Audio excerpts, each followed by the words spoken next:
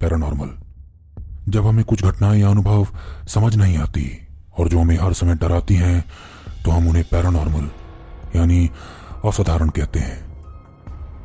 दक्षिण भारत के एक छोटे से गांव आरंबा में आज लोग रावण को हर साल की तरह फिर से जलाने आए थे। दशहरा की यह परंपरा लगभग पूरे भारत में इसी तरह मनाई जाती है, पर इस गांव का दशहरा कुछ अलग होता था। मानस और प्रीतम टूरिस्ट बन यहाँ घूमने आए थे। उनका दोस्त शिवम भी उनके साथ था। हालांकि शिवम उसी गांव का रहने वाला था। पूरा मैदान लोगों से भरा था। चारों ओर छोटी छोटी दुकानें सजी थी और बच्चे भी खेल का आनंद लेने में लगे थे। कोई राम का मुखौटा खरीद रहा था तो कोई खिलौने खरीद रहा था। मैंने ऐसा मेला कभी नहीं देखा। इतनी ऊंचाई पर यहाँ दशहरा मनाने का मजा ही कुछ अलग है, प्रीतम ने कहा। ये पूरा गांव एक ऊंचे पहाड़ पर टिका है। ये इतना ऊंचा है कि यहां से बॉर्डर के उस पार भी देखा जा सकता है, शिवम ने कहा। बॉर्डर के उस पार क्या है? प्रीतम ने कहा। श्रीलंका। यहां से रावण की लंका भी देखी जा सकती है। वो देखो, वो दूर जहां एक छोटा सा हिस्सा दिख रहा है, वो रावण का महल था, शिवम ने कहा। पर यहां तो सिर्फ रावण का ही पुतला है। मेघनाथ और कुंभकर्ण कहां है? मानस ने मैदान के चारों ओर देखते हुए कहा। हाँ, यहां सिर्फ रावण को ही जलाया जाता है, पर जब यहां रावण का पुतला जलने लगता है तो न जाने क्यों दूर उस लंका में भी एक रोशनी दिखने लगती है, मानो वो भी जल रही हो, शिवम ने कहा। ऐसा कैसे हो सकता है? अभी प्रीतम आश्चर्य में कुछ आगे बोल पाता, पर यहां सब लोग ये काली पट्टी क्यों लाए हैं? मैंने लगभग हर किसी के हाथ में देखा है, मानस ने पूछा। ये तो बच्चों के लिए है। जैसे ही रावण के पुतले को जला दिया जाता है, लोग ये काली पट्टी बच्चों की आंखों पर बांध देते हैं, कहीं वो रावण को जलता ना देख लें, शिवम ने कहा। मतलब? मानस ने थोड़ा हैरानी में पूछा। मतलब ये कि सभी वापस अपने अपने घरों की ओर चले जाते हैं। कोई भी वापस मोड़ ना तो उस जलते हुए रावण को देखता है और ना ही उस लंका की ओर, शिवम ने कहा।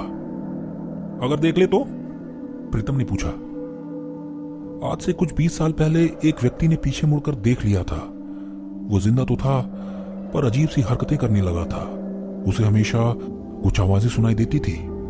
उसकी मौत भी बहुत दर्दनाक हुई थी, शिवम ने थोड़ा मंद आवाज में कहा। अच्छा, तो इस गांव में भी अंधविश्वास है? चलो आज हम देख ही लेंगे, मानस ने हंसते हुए कहा। तुमने सुना नहीं मैंने क्या कहा? कोई भी पीछे मुड़कर नहीं देखता, शिवम ने कहा। हाँ, हमने सुन लिया, मानस और प्रीतम दोनों ने हंसते हुए कहा। धीरे धीरे अंधेरा होने लगा और पूरी परंपरा से रावण के पुतले को जला दिया गया। थोड़ी ही देर बाद लोग वापस मुड़ अपने अपने घरों की ओर जाने लगे। लगभग हर बच्चे की आंख पर वो काली पट्टी देखी जा सकती थी।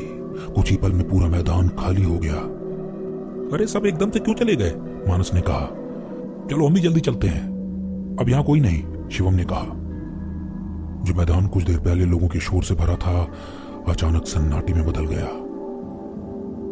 अरे ऐसे कैसे? अभी हम वापस मुड़कर तो देख लें कि आखिर यहां है क्या। ये सब डराने के लिए बना है, मानस ने कहा। अभी शिवम और कुछ बोल पाता, मानस और प्रीतम दोनों पीछे मुड़ रावण की ओर देख चुके थे। अरे वो रावण का पुतला कहां गया? मानस ने परेशानी में कहा। हाँ, वो यहीं तो जल रहा था, प्रीतम ने कहा। जैसे ही दोनों ने चारों ओर देखा, वो डर में थम गए। उनके आसपास का पूरा नजारा ही बदल चुका था। ना तो वो उस गांव में खड़े थे और ना ही उन्हें शिवम दिख रहा था।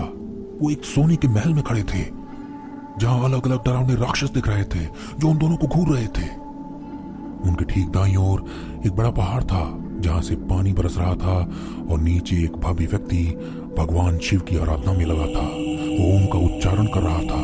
अचानक वो व्यक्ति उठ खड़ा हुआ। लगभग 8 फुट लंबा वो व्यक्ति एक सफेद सी धोती में था। उसके गले से जनेऊ लटक रहा था और उसके लंबे बाल कंधों तक आ रहे थे।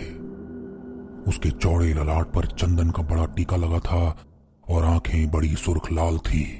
ये कौन है और हम कहां आ गए? प्रीतम ने डरे हुए स्वर में कहा। तभी किसी की आवाज आई। तुम दोनों महाराज रावण की लंका में हो और वो सामने हमारे महाराज रावण खड़े हैं। वो दोनों पीछे मुड़े तो डर के कारण उनकी चीख निकल गई।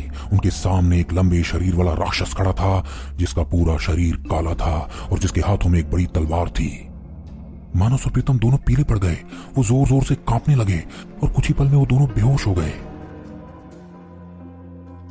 कहा जाता है शिवम ने मानस और प्रीतम को अगले ही दिन उसी पहाड़ पर पाया था। दोनों की हालत बहुत खराब थी। मानस तो गूंगा और अंधा हो चुका था, जबकि प्रीतम कुछ सुन नहीं पाता था। उन दोनों की मानसिक हालत खराब हो चुकी थी और दोनों ही सिर्फ एक ही शब्द बार बार दोहरा रहे थे, लंका में रावण है, लंका में रावण है। कुछ दिन बाद ही वो दोनों रहस्यमय तरीके से मरे हुए मिले, पर मरने से पहले प्रीतम ने एक चित्र बनाया था। उस चित्र में एक सोने की लंका थी, राक्षसों की सेना थी और एक व्यक्ति पहाड़ के नीचे शिव की आराधना कर रहा था। मानो वही देख और सुन सकते हैं जो उनकी इंद्रियों के बस में हो, और जब हम अपनी इंद्रियों के परे कुछ आभास कर लेते हैं तो हमारा शरीर और दिमाग दोनों ही जवाब दे जाते हैं।